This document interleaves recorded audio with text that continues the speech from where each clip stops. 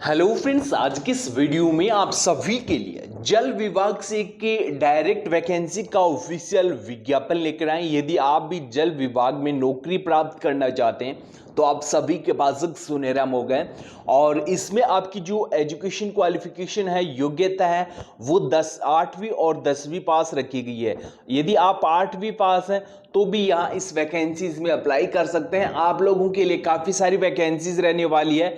ना परीक्षा ना इंटरव्यू, आपको डायरेक्ट सेलेक्ट किया जाएगा। इस भर्ती प्रक्रिया में किसी प्रकार का इंटरव्यू नहीं होगा और ना किसी प्रकार की एग्जाम आपकी होगी। यानी कि आपकी 8वीं के 10वीं के प्राप्तांक अंकों के आधार पर आपको यहाँ सेलेक्ट किया जाएगा। और इस भर्ती प्रक्रिया की कंप्लीट इंफॉर्मेशन हम आपको इस वीडियो के माध्यम से बताएंगे। आपको कितना वेतन मिलेगा, इसके साथ आपकी क्या उम्र सीमा रहने वाली, कंप्लीट जानकारी आपको इस वीडियो में मिल जाएगी। इसके बाद फ्रेंड्स आप देख सकते हो इस वैकेंसीज के लिए आपकी बेसिक इंफॉर्मेशन आपको बताइए। बेसिक में आप देख सकते हो जल शक्ति विभाग भर्ती विवरण। जल शक्ति विभाग में पैरा पॉलिसी के तहत विभिन्न डिवीजनों के लिए नोटिफिकेशन जारी है।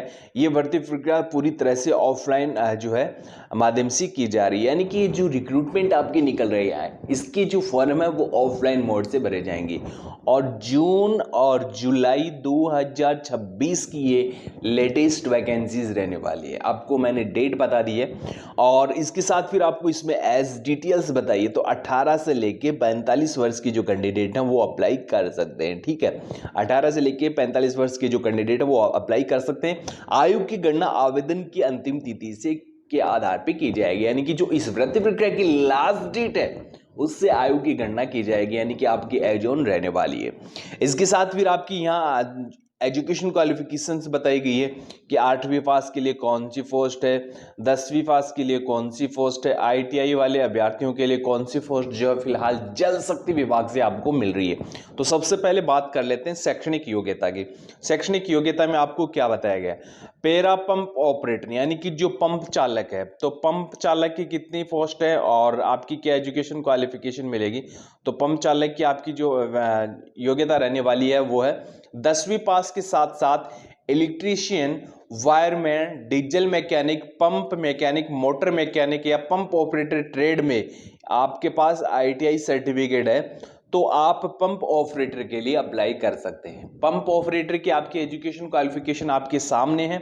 यदि आप 10वीं पास है और आपके जो ये ट्रेड है, इलेक्ट्रीशियन है, वायरमैन है, डीजल मैकेनिक है, पंप मैकेनिक है, मोटर मैकेनिक है या पंप ऑपरेटर ट्रेड में आपने ITI कर रखी है तो आप इस पोस्ट के लिए अप्लाई कर सकते हैं। इसके साथ आपका नेक्स्ट है पैरा फिटर की। तो फिटर ट्रेड से आपने ITI कर रखी है, आप अप्लाई कर सकते हैं। इसके साथ फिर आपको क्या बताया गया, जो मल्टी वर्कर जो है आपकी मल्टीपर्पज वर्कर यानी कि मजदूर के तौर पे जो उनको कार्य लिया जाएगा। और इसके साथ जल विभाग में खुदाई का जो कार्य करते हैं, ठीक है, ये आप देख सकते हो कि मजदूर टाइप की वैकेंसीज है, वर्कर आपकी यह पोस्ट रहने वाली है। इसमें आपकी जो एजुकेशन क्वालिफिकेशन है वो है 8वीं पास। यदि आप 8वीं पास है तो मल्टीपर्पज वर्कर के लिए अप्लाई कर सकते हैं। तो ये आपकी 3 प्रकार की वैकेंसीज आपकी इस भर्ती प्रक्रिया में रहने वाली है। पहली है जो नलकूप चालक है उनकी, ठीक है, नलकूप चालक की वैकेंसीज है या पंप चालक की वैकेंसीज है। इसके साथ आपकी जो फिटर है उनकी वैकेंसीज है।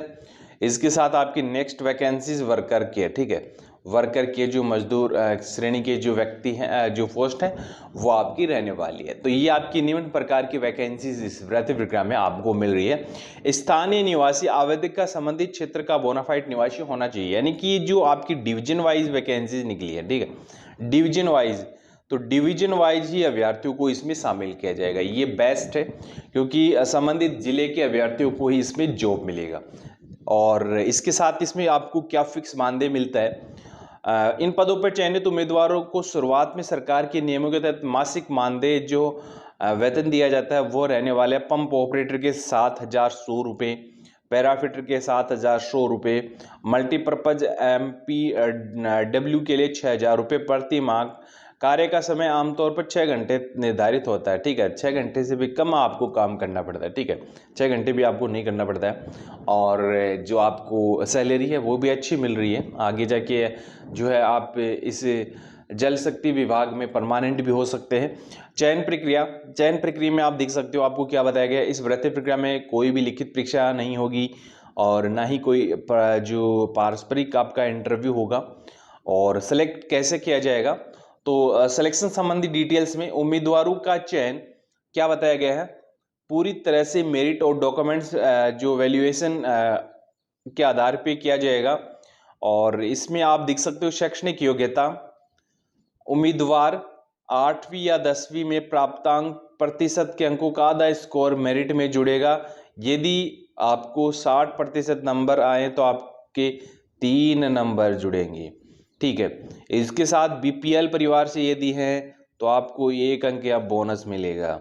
इसके साथ आपके पास क्षेत्र में अनुभव है तो 2 अंक मिलेंगे। और इसके साथ आपने आईटीआई कर रखा है, काम करके देखना, इसके लिए आपके जो स्किल टेस्ट है आपका वो जो है अलग से होगा 2 अंकों का। तो इस प्रकार जो है आपकी ये मेरिट बनने वाली है। फ्रेंड्स आप देख सकते हो इस वैकेंसी के लिए ये ऑफिशियल विज्ञापन जारी हुआ है। जल शक्ति विभाग की ये रिक्रूटमेंट रहने वाली है और यहाँ ऑफिस कॉपी आपको बताई गई है। ऑफिस कॉपी हम डायरेक्ट आपको दिखा रहे हैं। 30/6 तक आपको इस वैकेंसीज के लिए अप्लाई करना है, ठीक है, 30 जून तक, ठीक है।